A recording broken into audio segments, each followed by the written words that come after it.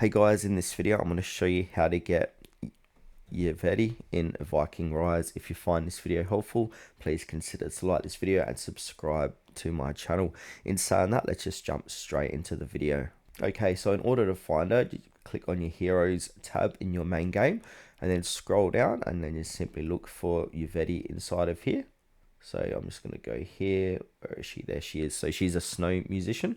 Now if we click on to details, we're going to see we're going to need to click on the recruit button. So if we click on recruit, we need some Yvette shards. So this can be mall packs. So buy packs from the mall to obtain this item, and also prosperity level 0 to 7. So purchase prosperity level 0 to 7 to get the supreme chest. So now if I go back into the first game, you can see the first purchase bonus. You might get this. This is a here.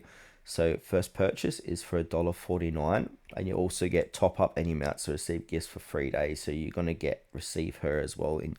Now if I go have a look at your beginners pack, you're gonna get Yvette here as well. And if we go to the gem shop, that might not be in the gem shop. So yeah, basically purchase your first purchase bonus or your beginner pack, and you're gonna get Yvette there.